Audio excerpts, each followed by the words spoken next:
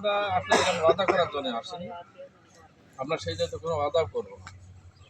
তা আমরা একটা কথা বা আপনাদের মধ্যে একটা ধারণা আছে জামাত ইসলামী সম্পর্কে, যে নেগেটিভ একটা ধারণা দেওয়া হয়েছে, 54 বছর ধরে নেগেটিভ ধারণা দেওয়া হয়েছে।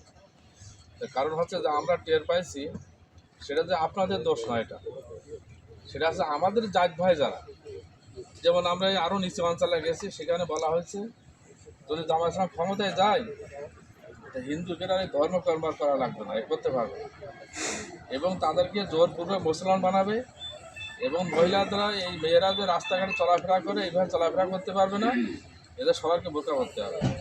এই আরও নিচু অঞ্চলে কিন্তু এই কথাগুলো বলেছে। যারা কারা বলেছে? আমাদের মুসলমান ভাইরাই বলেছে আপনাদের।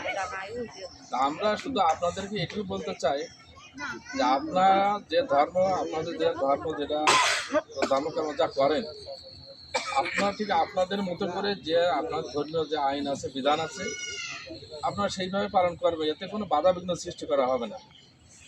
বরং আপনাদের ধর্মটা বা ধর্মীয় অনুষ্ঠানগুলা যাতে আরও ভালো করে পালন করা যায়, আমরা তার জন্য সহায়তা করব। মানে অতীতে সরকারগুলো আপনাদের এই ধর্মীয় প্রতিষ্ঠানের জন্যে যে বরাদ্দগুলো আসছে বা আপনাদের এলাকার জন্য যে বরাদ্দগুলো আসছে, সেই বরাদ্দগুলো ঠিকমতো তারা দেয় না। আর আমরা কথা দিচ্ছি এইটুকু যে আমরা কোনো দুর্নীতি করব না, আর দুর্নীতি আমরা করতেও দেবো না। এই জন্য আমরা এই মিশন নিয়ে আমরা নামেছি যে আমরা দুর্নীতি করবো না আর কাউকে করতেও দেবো না।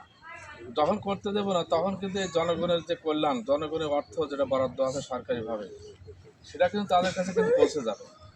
এই জন্য একটিবারের জন্য আমরা সুযোগ চাচ্ছি আপনাদের কাছে যে আপনারা আমাদের ভাইরা যে কথা বলেছেন যে জামাত ইসলামকে যে ক্ষমতায় কখনো দেখেননি, তবে একটিবার আমাদের সুযোগ দেন, তারপর ক্ষমতায় যাওয়ার পরে দেশ আপনাদের যে কথাগুলো বলে যাচ্ছি তখন দেখবেন যে মিলাবেন আপনার কথার সাথে, যে আসলে ভাইরা তো এই কথাগুলো বলে গেছে, তাহলে অতীতে যা বলেছে এরাও তাই করেছে।